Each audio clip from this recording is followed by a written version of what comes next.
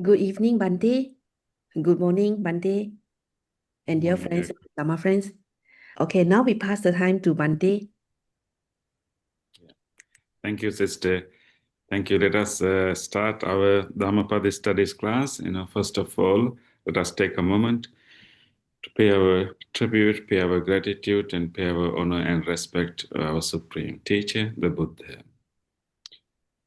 Namo tassa bhagavato arahato samma sambuddhassa. Namo tassa bhagavato arahato samma sambuddhassa.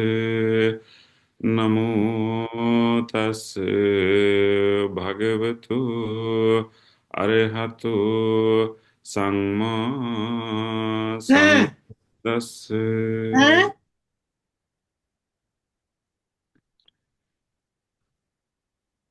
Dear Dhamma friends, dear venerable sirs and Dhamma friends, today I'm happy again to share with you another verse from the Dhammapada, what kind of lessons we can learn from these very important verses given by the Buddha.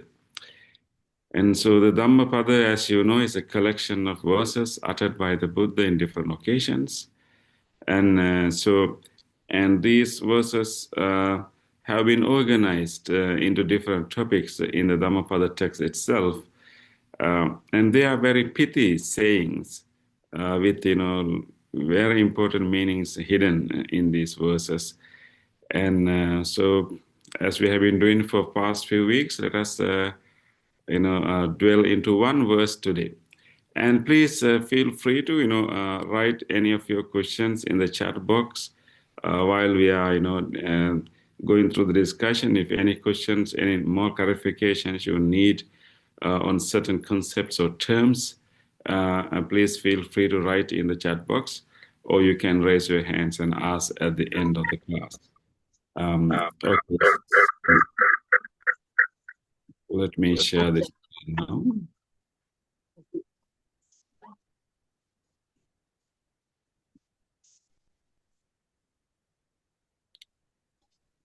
So this is the verse.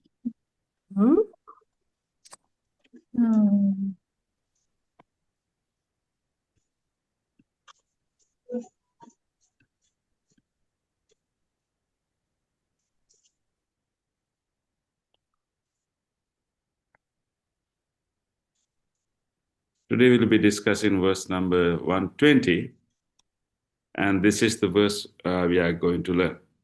So let's just be familiar with Pāli, a little bit. We will definitely go to the meaning, but I'm going to chant before we start discussing it.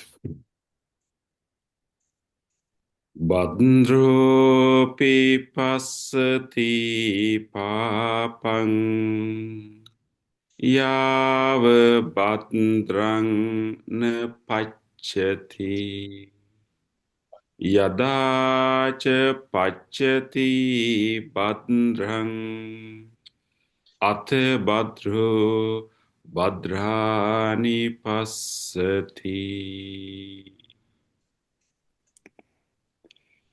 Even a good person may still meet with bad fortune as long as his good deeds have not matured or bear fruit. But when they are matured, that is when he meets with good fortune. So take a moment to to reflect on the general meaning of this verse.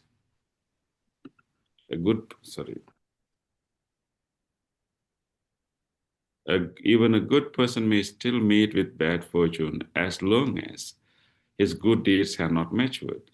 But when they are matured, that is when he meets with good fortune. And in this verse, we find an interesting concern that many of us are having about what we call why bad things happen to good people. I'll come to that. So when we look at this verse, I think there's interesting few important terms here we can pay a little bit attention. So here we see this term bhadra. It's a maybe kind of a new term for you. It is another synonym for good, for meritorious, for skillful.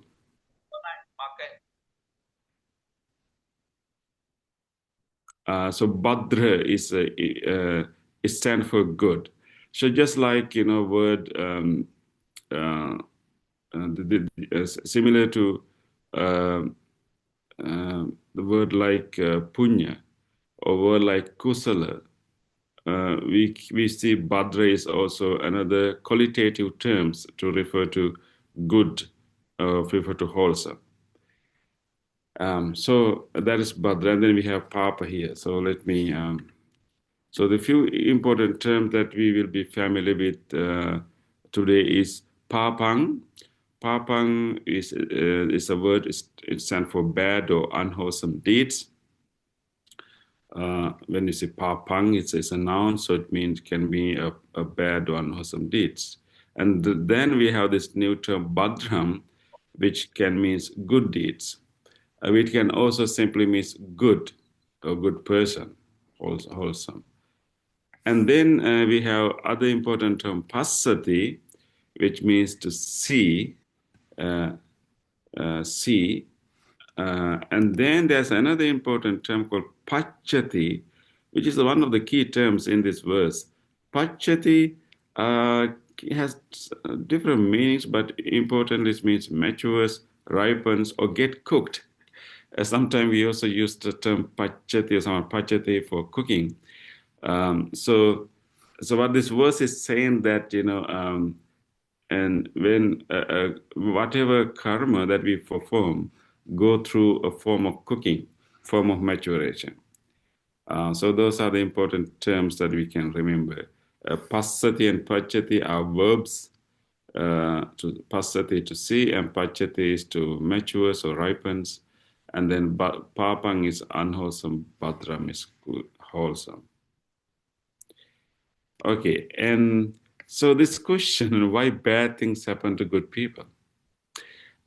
You may have met people who complains that they are living a very virtuous life, wholesome life, following precepts, helping everyone in their life, but it's still many people continue to cheat them. Maybe many people, many bad things happen to them, and their life is not smooth.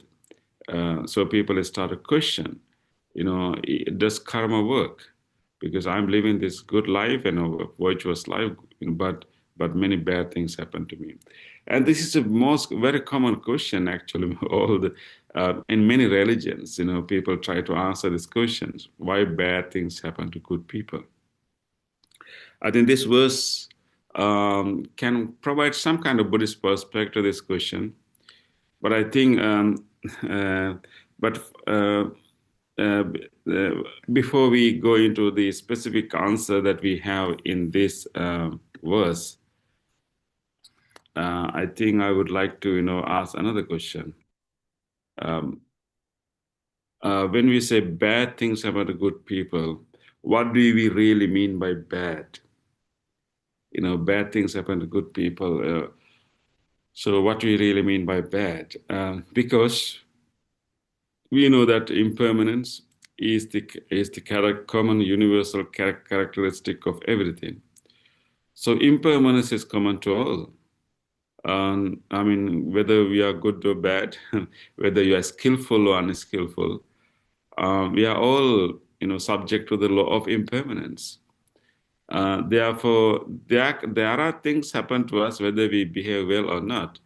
That is related to impermanence. We cannot stop growing old.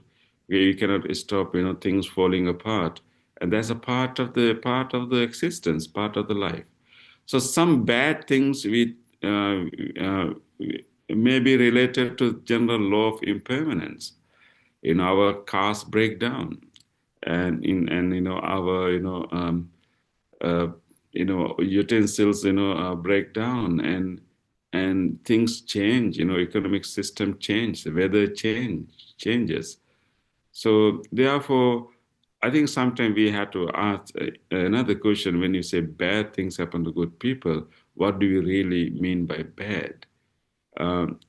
Impermanence is underlying law. So whether we are good or bad, we all have to go through this impermanence, and particularly we have to go through various ups and downs in our life. So we are all in this um, you know um, in this journey in our life that we meet impermanence all the time, particularly in our lay life. We have to go through different ups and downs based on the economic conditions of our society and political situation, many things. So ultimate goal in Buddhism is actually to develop a mindset that will accept these ups and downs equanimity, with equanimity. So that's our goal, to accept whether it is a fortune or whether it is a misfortune. Whenever a fortune meets us, we accept it, but we don't use that fortune to develop more arrogance, or we don't try to use that fortune to judge other people or look down on others. Whenever we meet misfortune, we also accept it as a part of the life, and we are not going to get depressed. We are not going to compare ourselves with others, and we know that that is also not permanent. That will also change. So the ultimate goal is to accept both ups and downs with equanimity. However, coming to this particular verse that we are learning today, doing more good karma can definitely make our life fortunate and mainly less troublesome. And engaging in good karma and performing good karma, good deeds, and which includes generosity, like charity work, helping others, supporting others, and relieving the burdens of other people with our generous support, and that's a good karma. And then following precepts and sticking into one's moral principles, not harming or hurting others, and living a virtuous life, a life of integrity, and that's a good karma. And of course, the most powerful good karma would be engage in mental cultivation, cultivating loving kindness, cultivating compassion, and altruistic joy.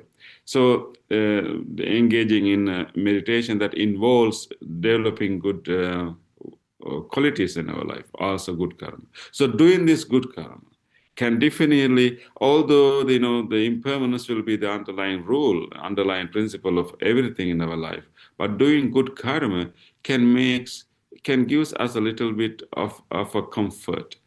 And doing good karma can make life definitely fortunate. And if you're having a lot of good karma, life will be a little bit easier and less troublesome. And things become smooth for us. And when we want to do something, there'll be less obstacles. Definitely, doing anything, starting any project, and doing, anything will definitely have challenges and obstacles. But having good karma enable us uh, to make everything smooth. That the karmic, energy that we have can make our issues less troublesome. So definitely, doing more good karma can help a lot. So, uh, so we can see that is why in the other verses in the Dhammapada, I have these three other verses in Dhammapada where Buddha described, how good, how profitable, how beneficial to have more good karma in our life. For example, in the verse number 16, the doer of good rejoices here and hereafter. He rejoices in both the world. He rejoices and exults, recollecting his own pure deeds. So whenever we that is the benefit of doing a good karma, and a good deed, and helping and supporting and living according to our moral principles. And whenever we engage such good deed, in such good behavior, that brings a different kind of happiness. And we can rejoice in those on those good deeds and behavior even after we did it. So we can, so it brings happiness to this moment and also to later, and even to later lives. Then the next one, the doer of good delights here and hereafter. He delights in both worlds. The thought, the good I have done, delights him. And he delights even more when he goes to the realms of bliss. So this was again showing that how in the afterlife also we can be benefited from the good karma that we have done. But the last one, on verse number 122, think not lightly of good, saying, it will not come to me. Drop by drop is the water pot filled. Likewise, the wise man, gathering it little by little, fills himself with good.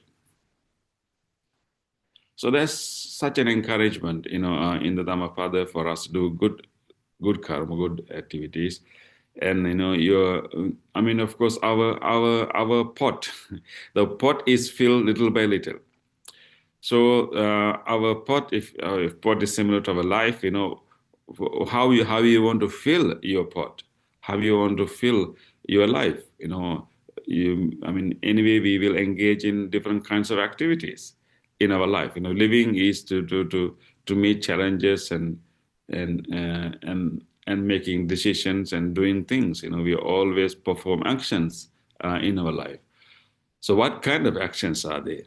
All our volitional, purposeful actions leave some kind of trace in our consciousness, which later, those traces, when we engage in the volitional, willful, deliberate actions, even the actions are done, there will be some reminiscent traces, imprints we leave in the stream of our consciousness, and that's what we call karma.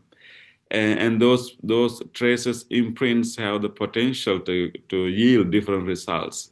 And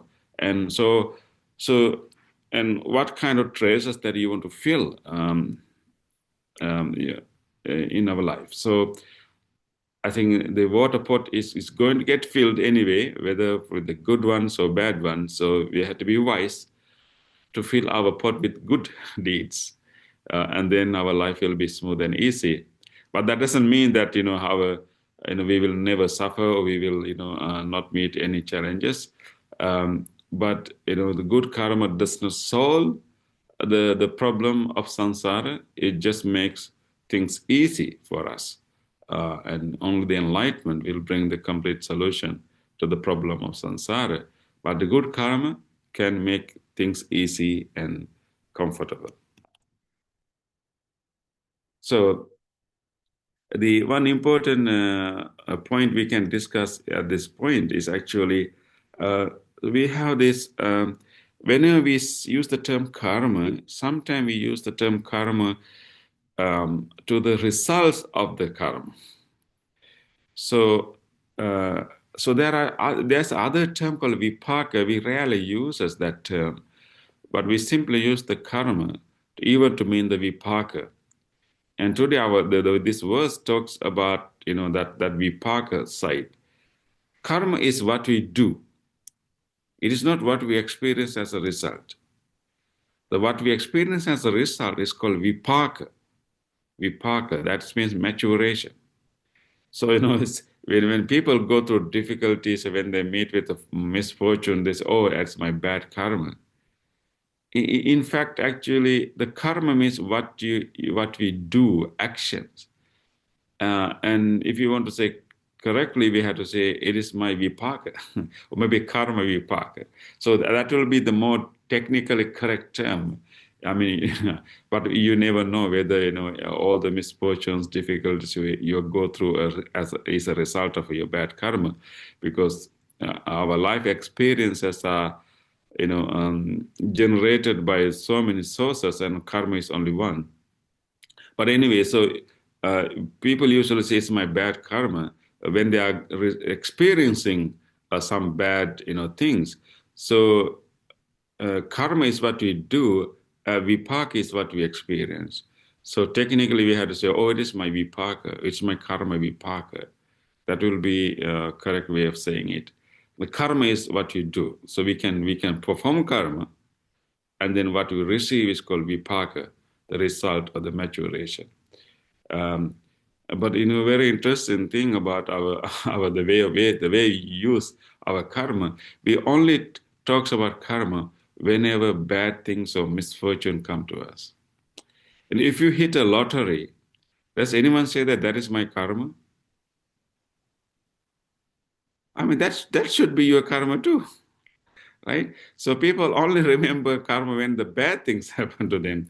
But even when good things happen to you, got a lottery, maybe you got a great gift, and maybe your business was very successful. You make the best investment. Your timing was so perfect. It gave you a lot of profits, and so we had to remember the karma. That's also maybe the karma, maybe your effort too.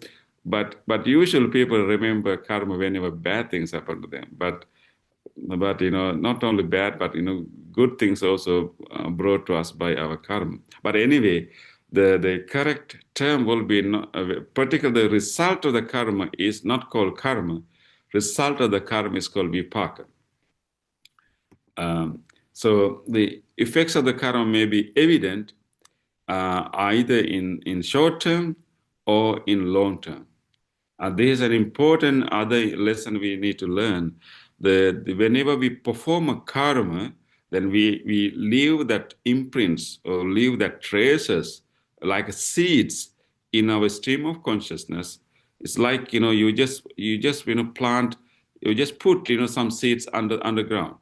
So whenever we perform an action, a willful action, good or bad, we are kind of leaving kind of seeds or traces or imprints in our consciousness. Then when these seeds matures, when these seeds will give plants,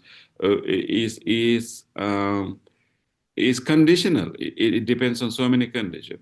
Therefore, the result of the karma can mature, can come out either in short term or in long term. Buddha has said that there are at least three ways. There are three possibilities. The effects of the karma can be divided into three varieties. The karma that manifests its effects in this very life, the karma that manifests its effect in the very next life, the karma that manifests its effects only after several lives. You already have planted a seed, but when it become a tree or plant, can take time. Some take shorter times, some takes longer time, some takes a little longer time. So I think what this verse is saying that we will even a good person may meet with misfortunes. Doesn't mean that his good karma has nullified, has gone. I mean, we have the seeds, but it takes time to become plants. So I think other important point I want to highlight here is that whenever we think about that the topic of karma, we have this tendency to think that karma is as a kind of external force. We think that whenever we do some good or bad karma, they are recorded somewhere in the universe, and then from time to time those external force will hit us and come to us. But I think if you really read the exact sutras, the teachings of the Buddha, and Buddha said that the cetana, the volition is the karma. And the volition decides whether it's a good karma or bad karma, not necessarily the outward nature of the karma. So therefore, the karma is something that happens within us. The karma is karma is the action that perform, and then and then the karmic imprints is what is happening within us. So it happens in our mind. So I would like to look at karma not as a kind of external force that we create, more like a internal power. It's similar to magnets. Whenever in magnets, magnets have a power to attract certain things and repel other things. And we can charge the magnet in different way. So magnet have a negative charge and positive charge. I think similarly, whenever we perform a good deed, we add a positive charge to our mind. Whenever we do a bad deed, we add a negative charge to our mind. So it's like so ultimately we have all these charges, we have all these conditionings, and so the karma is a part of sankhara in the five aggregates. So it's more like an internal magnet. We all have internal magnet. They have negative charges and positive charges. So as a result, the karma is not operates as external force, but karma operates as an internal pull. So because of this, in this different, conditioning and charges that we have as a result of different karmic imprints we have left in our consciousness, we attract certain situations to our life. We attract certain people to our life.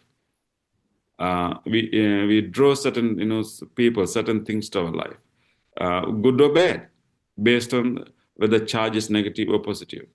So when we learn, I think when we understand the karma in this way, not as an external force coming to us from somewhere, but actually more like an internal,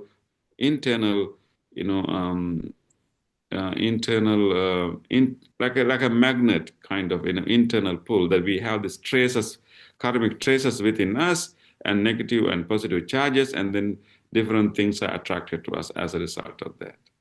So then of course that charges can be changed. That is why when we do more good karma, the effect of the bad karma will be mitigated, not completely gone, but mitigated. Whenever we do a lot of bad karma, the result of the good karma can be mitigated, can be weakened too. So this charge is not permanent. That's the other important teachings of the Buddhist, understanding the karma. And our karma is not fixed. Our karmic power is not fixed. It keeps changing based on what we are doing right now. So those charges that we have already left in our consciousness are not fixed, not permanent. Whenever we engage in new activities, new actions, they are being reconditioned. So therefore, anytime we can change. That is the Buddhist understanding of the karma. So let's come to our verse again. So this particular verse is talking about the time that it takes for ripening the karma. So this verse saying that the karma requires time to mature and manifest as result. When we perform a good deed or a bad deed, it will not simply become a result right away. And of course, in some karma will manifest in this very life also, but still it will take some time. And if there are secondary effects of any karma, not the full effect. When you do a really good karma, you are really happy and joyful, and your mind is pleased, and you're experiencing the secondary effects of that good karma even right there. Whenever we do a really bad karma, and maybe after a while maybe you may regret, or you may have a feeling of guilt. Those are secondary results. But even that certain karma would manifest in this life, it takes time, because what we are leaving is the imprints, like a seeds. So it takes a while to really manifest. So when we perform volitional acts, and these acts leave imprints in our mind stream, and these karmic imprints go through we can say gestation. Actually, it go through kind of gestation. Like it takes time to time to grow, inside. And like in an embryo, it will takes time to grow. So I think karmic imprints also go through similar kind of gestation. So the very term paccati, this particular verse we just learned today, and paccati, that's this term called paccati, which means to be cooked, to be fermented, to be ripened. So if I quickly, go to our verse, let me, yes. So Bhadropi passati pāpaṁ. Bhadro here means a good person can meet with pāpaṁ, can meet with difficulty, misfortune. Yāva bhadraṁ na paccati, until the good deeds bhadraṁ na paccati is not matured yet, not manifested yet. But whenever Yadā, whenever the bhadraṁ, the good deeds paccati, manifest, matures, ripens, complete the gestations, then Bhadro, bhadrani, passati, the good person will experience or meet with good results. So this idea of paccati, this the maturation, this gestation to be, so that's an important term that we need to understand when it comes to the topic of karma. There's interesting another term in another verse in Dhammapada which explain the result of the bad karma. It gives a very good example of a curd. In Dhammapada verse number 71, it says, that truly an evil deed committed does not immediately bear fruit, like milk that does not curdle at once. But smoldering, it follows the fool like fire covered by ashes. So here, so the idea is that even when people do bad karma, sometimes we know that there are people who are doing crimes, hurting others, cheating others, and exploiting others, and we see that they are really living a good life. So you ask this question: does karma really works? These people are doing all bad things, but they are having a good life. Of course, we don't know exactly what we mean by good life, whether they are living a really peaceful life. Maybe externally they may having, good things, but who knows what they are going through in their own mind. But even though when someone is doing a crime or,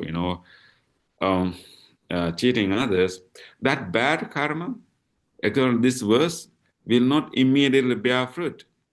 It's just like, milk will not become curd at once. It takes that process, whole process of becoming a curd. So I think it's same with the good karma too.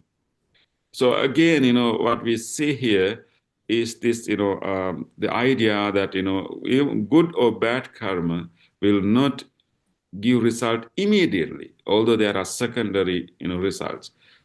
It takes a time to mature or ripen. Like good. And I think I remember interesting, lessons we can learn from bamboo trees, right? I think so. This is more encouragement for people to continue to do good deed, even though their life may be difficult or challenging, and they don't feel like they are getting any benefits from their good behavior. And this is an encouragement for anyone to stick into good. So we know that there's the famous lessons we can learn from bamboo trees. So Chinese bamboo takes 5 years to grow. It must be watered, fertilized daily, yet it doesn't break through the ground for 5 years. But once it breaks through the ground, it will grow 90 feet tall in 5 weeks. So I think you may have heard, of this story of this, Chinese bamboo trees. For 5 years, you only see a very little, the small plants. You keep watering, not much big change. But all this while, all the first 5 years, what these bamboos are doing is actually strengthening their roots. And they simply grow their roots and they go to all the other water sources and they hold the ground very tightly. And so first 5 years, they are simply growing the roots. But for a visible eye, you feel like these plants are not growing at all. If you stop watering, and then this bamboo will not grow. But what's going to happen after first 5 years? And once they already have roots grown and enough support, and then they start to shoot. Like within 5 weeks, they will shoot for 90 feet. I think it's a good, life lesson for us to learn. I think even when you think about the karma, this simile it can help us also. So I will skip this. I will skip this part. Maybe we can come back in the discussion. So what this verse is telling us is that the life lessons that is this verse is giving to us is that we should never stop doing good and practicing them no matter what. Although we feel like life is unfair, we should still stick into the Dhamma, because the good karma being good results, but it takes time to get ripened. And we need to have faith, confidence, patience, and importantly, perseverance in our spiritual path. A spiritual path definitely requires patience, perseverance, and also faith and confidence. That is why Buddha encouraged us to, any spiritual path will start with saddha, with confidence, knowing that this will bring some benefit, this will work, but not when we want it. It will take its own time. So I think that is the encouragement, that is the lesson we can highlight. The spiritual path requires this confidence, faith, patience, and perseverance, and we should stick into good no matter what. Okay, with that, I will stop here the presentation. Then we can have some discussion.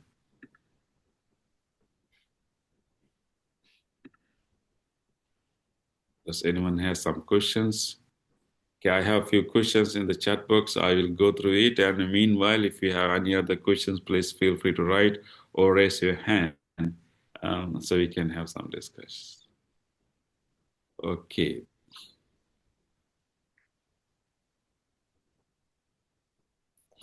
What does accepting misfortunes mean? We do nothing and just let it pass.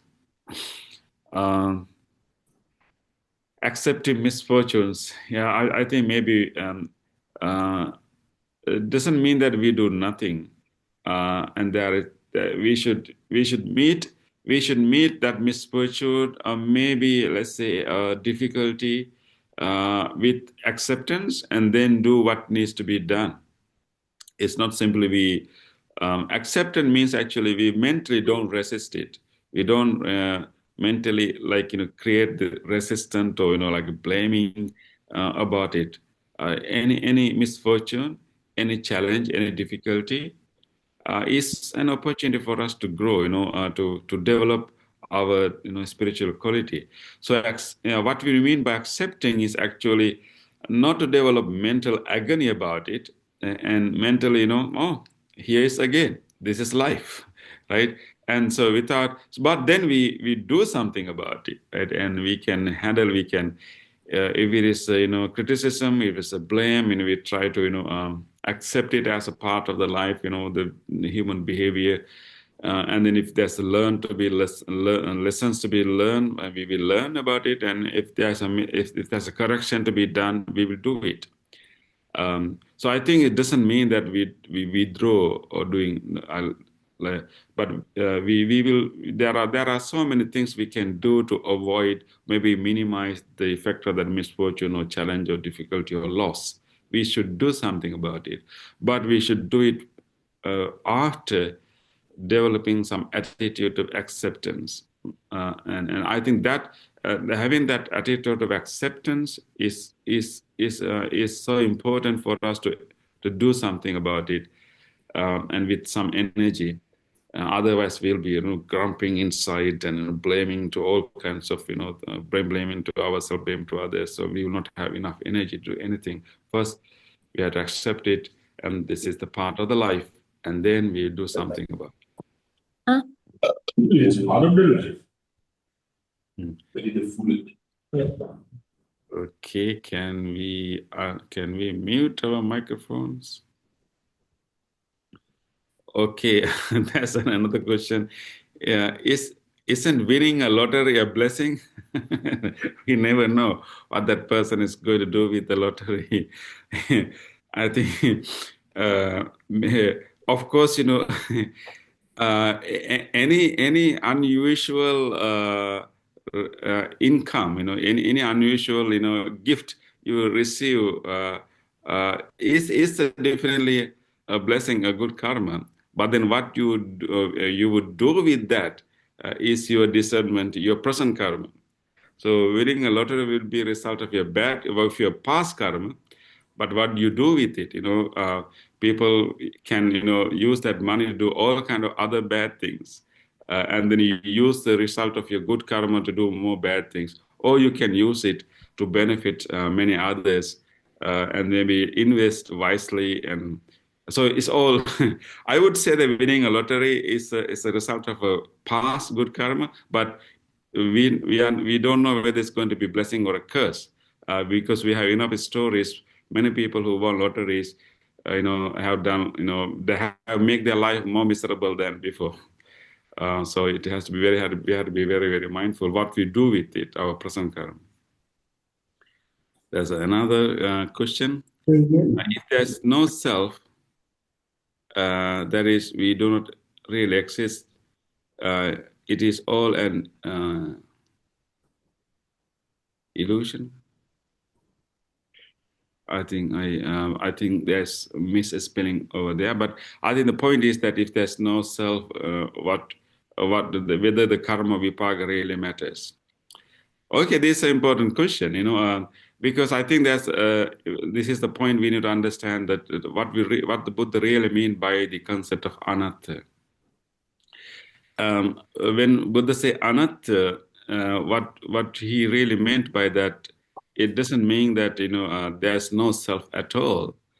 What he's saying, that whatever self we have at any given point of time is not fixed. I mean, what you call five aggregates. Of course, any individual being here is a set of five aggregates.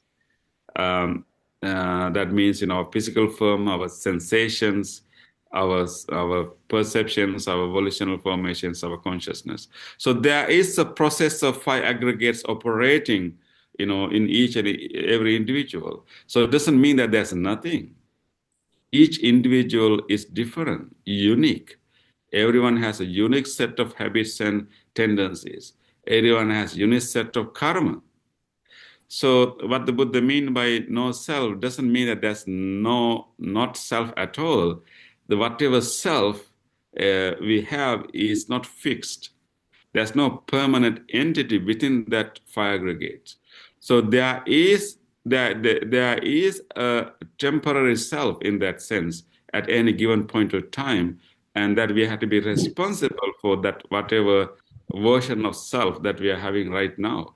And that will decide our next version of self. So therefore, in the Buddhist teaching of non-self, do not deny the individual responsibility or identity. But what it says that there's no fixed self. And the self, whatever we have, it keeps changing and moving. That is why we can become enlightened, because we can change it. And otherwise, we can go to the other extreme of nihilism. Yeah, so I think the Buddha's teaching is, it's balancing this, extreme of nihilism and eternalism, and showing this, the teaching is in the middle path. That is the reality. So the karma and vipaka does really matter. because we are not an entity, fixed entity. We are a stream. We are a process. Any self is a process. So, we can say self is a verb, not a noun in Buddhism. That may be helpful to understand. Self, in Buddhism, self is a verb, not a noun. So we are a process. Therefore, our karma, new karma, can change this process and move into a better direction. Sorry? And then ultimately, enlightenment is to remove all karma, both good and bad. Can we unmute? Can you check your microphone and please unmute? Sorry, please mute. Please, mute your microphones. Okay. There's another question. What is the effect if good deeds are done for the purpose of getting more fortunate life? Oh, that's a good question. The question is, what is the effect? If someone perform a good deed with the purpose of getting more fortunate life in future, what is the effect? I think, whenever we have some kind of, self-centered motivation, whenever we do a good deed, it definitely minimize or weaken the full effect of the karma. Because, the power of the karma depends on our volition, our state of the mind, underlying state of the mind. Let's say whenever we give something to someone, if our motivation is to relieve the burdens and pain of the other person, underlying mental state is complete compassion, and no other, underlying mental state. So when we perform an action purely with the purpose of relieving the pain and burden of the other person, and that karma is so powerful. So we don't want to worry about the result of the karma, because the result of the karma occurs following the law of the karma. Whether you wish or not, it's not going to change. It's going to happen. So we have to focus on, our present karma, helping others, doing these good things, not necessarily worry about or focus too much about the result of the karma. So therefore, if we have some, I think whenever we perform karma, ideal situation would be do it, as a way to help others, to relieve the burdens of others. And whenever we follow moral precepts, our goal is to deal with our defilements, to reduce our defilements, live my life in a way that I create less suffering to others.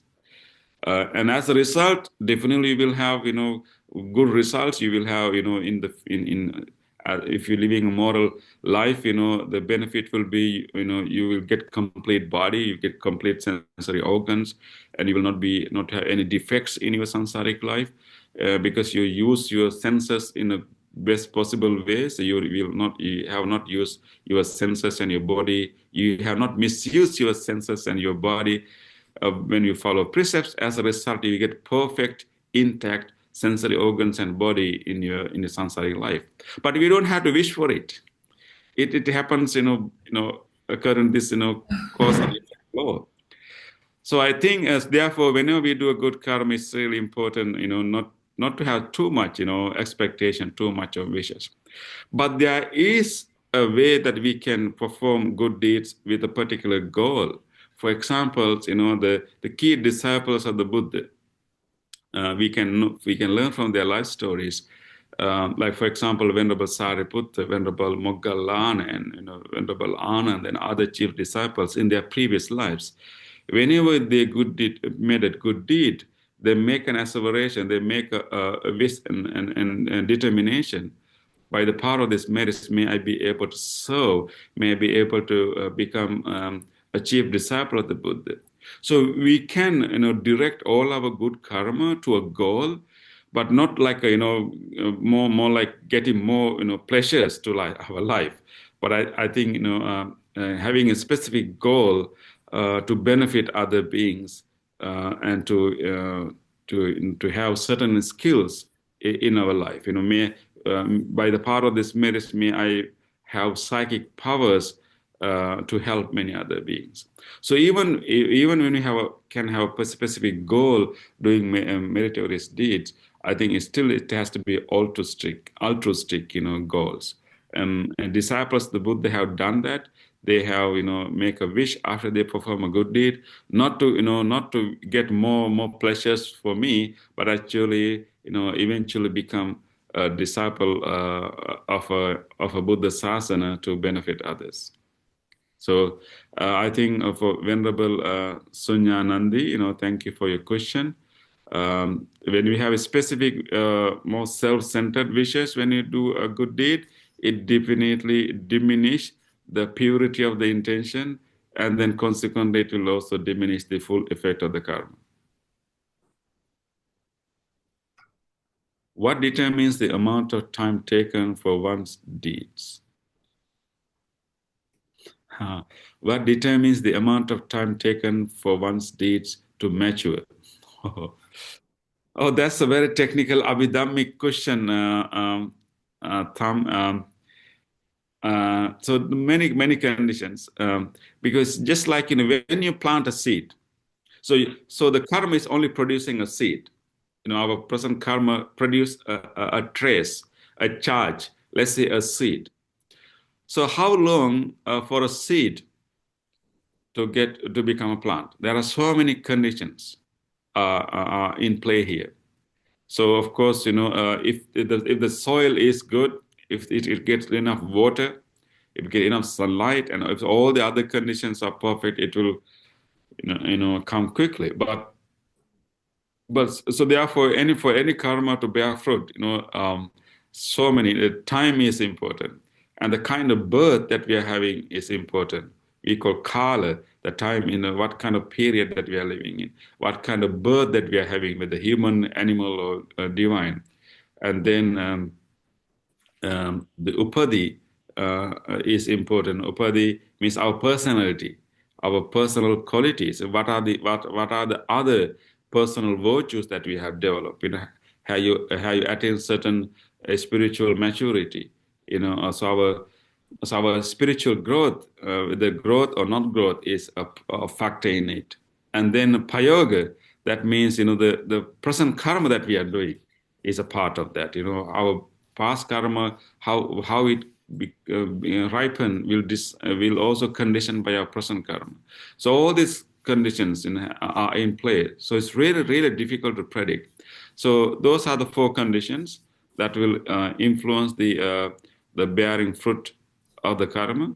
The other important quality, because every seed has its own time to give rise to a plant. In the same way, when we perform an action in the Abhidhammic explanation, we talks about when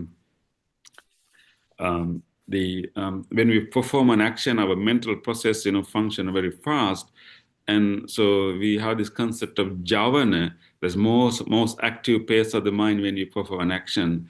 If our actions and if our good deeds done in the first because there are 7 javana, right? 6 javanas. So if the action is done within the first javanas, their result will come in this life. If our actions were performed within the other javanas, and then the karma will come into fruition in the next life. This is more technical explanation about that too. But in briefly, many conditions are at play. So karma is quite complex. It's not that straightforward. But we just only focus on the karma that we do right now.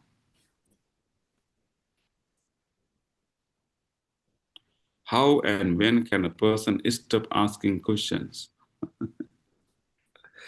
I don't know what we mean by that. How and when can a person stop asking questions?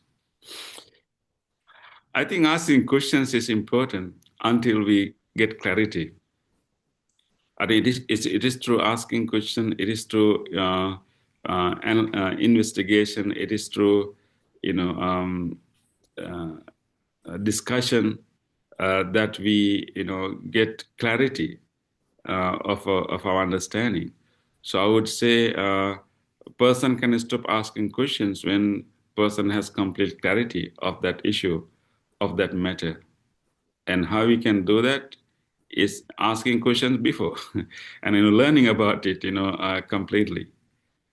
So either reading, through discussion, through maybe asking, maybe once. I think there are habits of people who keep asking questions for the sake of simply asking. But I think our goal of asking question is to get clarity, to get complete understanding. I think when we have a clarity, we will stop asking questions.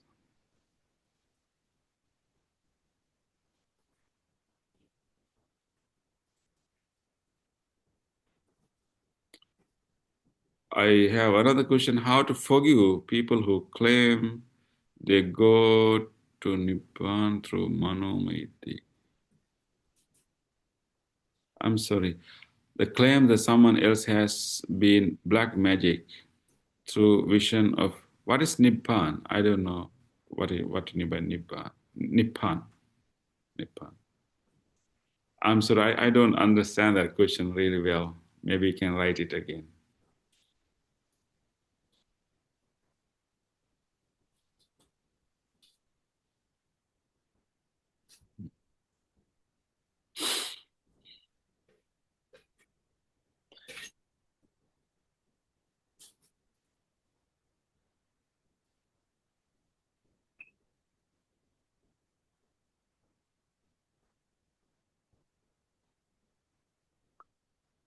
No one can attain enlightenment through psychic powers. Enlightenment is attained only through removing the defilements through wisdom, through insights.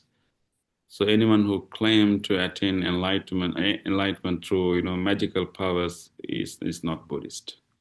That's simple answer.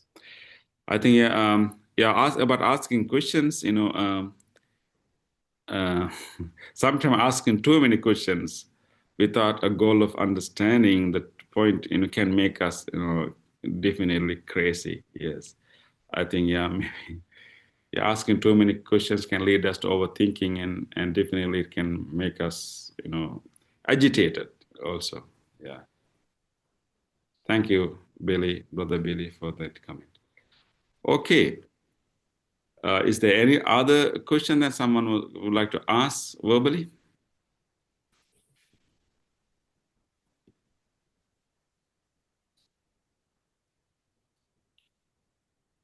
Okay, if not, thank you very much for your participation. I hope that you will stick into your good karma, whether the things are not favorable for you. There can be so many things happening around you. You feel like it's not fair, but don't give up your trust in the working of the karma. And karma is a part of cause and effect law. It takes time to mature, so I encourage you to stick into your good deed and simply practice, engage in the good deeds, and mainly in your generosity, in your moral behavior, and importantly in your mental development, in your meditation. And then just like that bamboo trees, it takes time to mature, but once it matures, it will really bring good results. But the important thing is to understand that whether we have a lot of good karma doesn't mean that we are free from suffering. Having good karma can make life comfortable, but we are not free from suffering of old age. We are not free from suffering of death. And for that, we need to have deep wisdom, and only wisdom, only insight, only a complete transformation of our mind from craving to complete letting go, and from delusion to complete clarity and understanding can liberate us from all suffering. Having good karma is not bad. It's really good. It makes life easy, smooth, comfortable, but it will not stop our suffering. Only the wisdom, the insight, deep realization, and letting go will liberate us from suffering. So with that, let us conclude. And I want to thank everyone for being a part of this discussion. I look forward to see you again next Thursday. We may have maybe 2 more sessions, because I could not, attend the last Thursday. Let us now take a moment to share the merits by learning the teachings of the Buddha and reading the very words of the Buddha, and then in thinking about, the Dhamma, and we were able to keep our mind free from defilements for this period of time. As a result, we have generated another good karma. We talk about the karma, and by engaging in that discussion, we have also generated good karma. So we can invite all our departed relatives, our ancestors, and all other beings to rejoice in our good deed and then generate merits for themselves. It's all that we call transference of merits, but we don't really transfer anything to them. We just create an opportunity for them to create merits for themselves. So let us invite all our departed ones, our ancestors, to rejoice in our good deed, in our meritorious deed we did. And then we wish that may all of our ancestors, departed ones, rejoice in this good deed. May they be well, happy, and peaceful wherever they may be.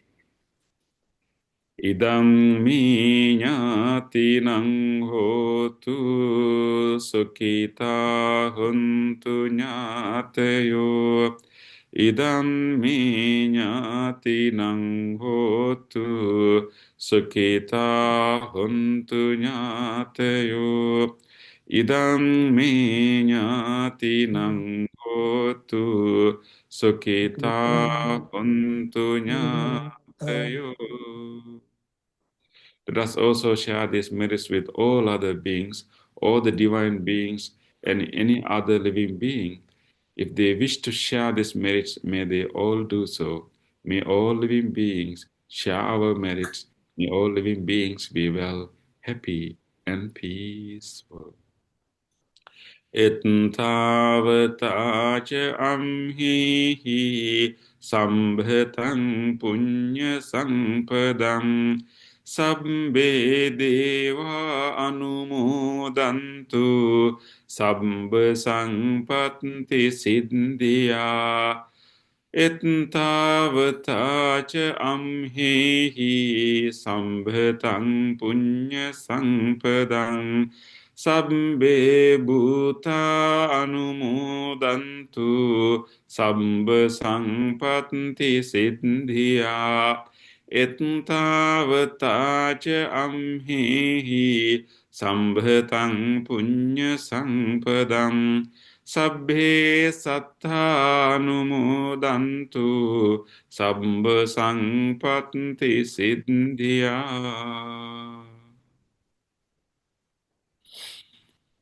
Okay, thank you everyone. Thank you, Bhante.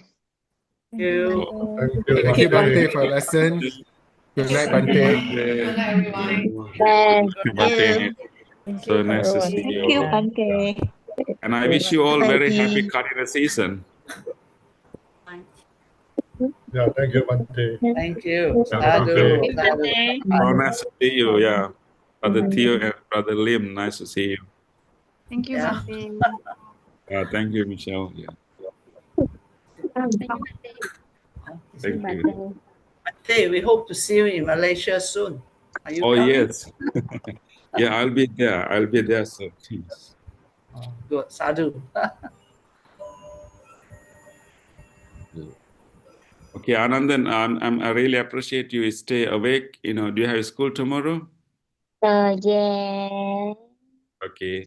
Maybe after this you have to go to sleep right away. Okay. You should not touch, you shouldn't touch any screen, any phone after 6 o'clock. Screen, although now you are looking at the screen, that's okay because of this is a lesson. But if you look at any screen, maybe your phone, maybe a computer after 6 or 7 o'clock, we don't get a good sleep. We should be away from the blue screen after 6 o'clock.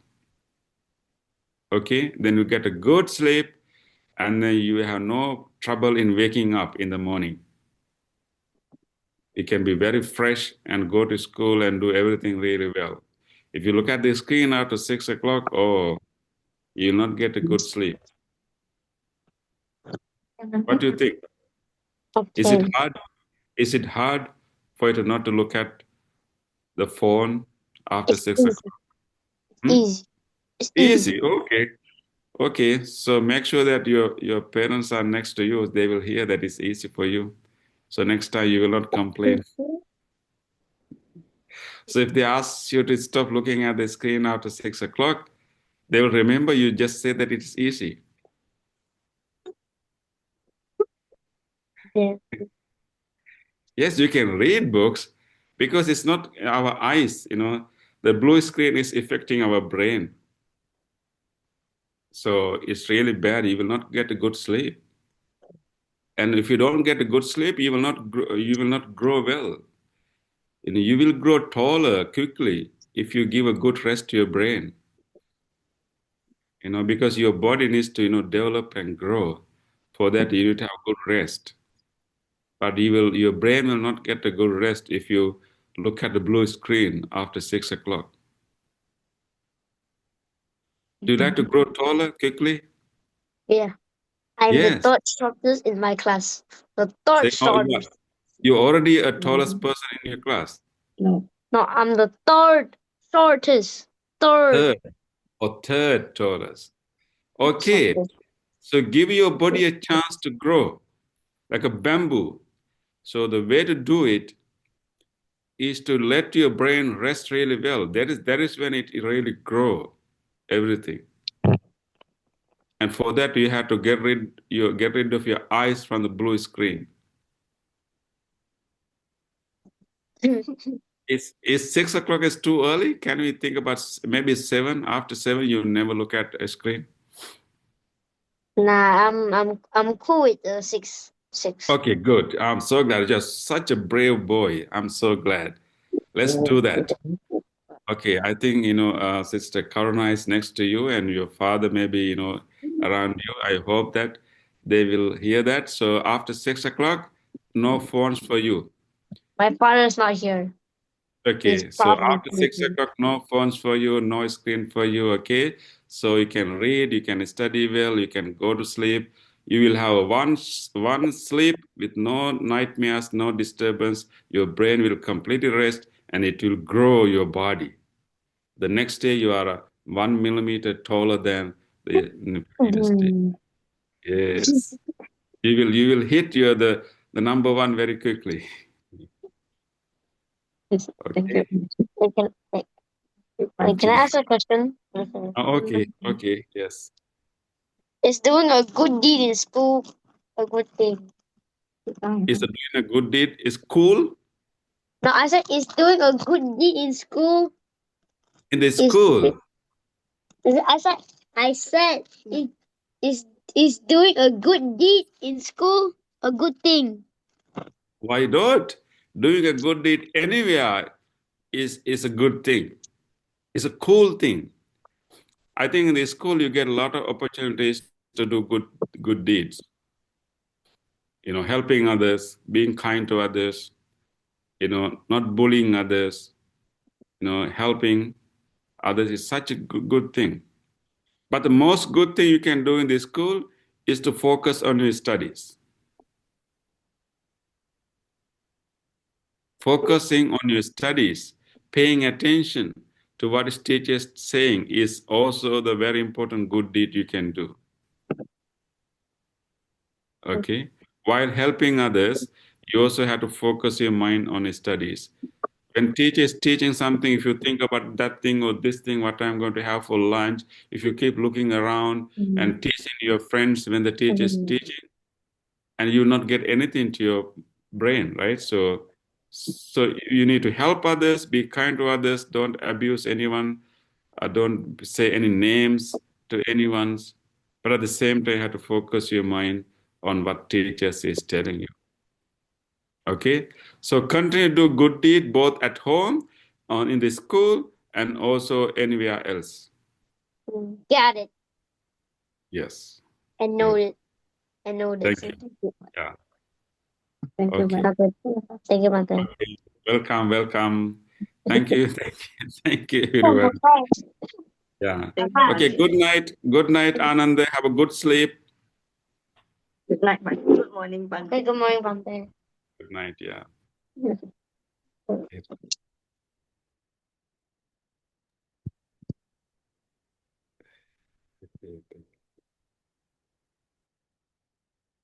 Thank you, everyone.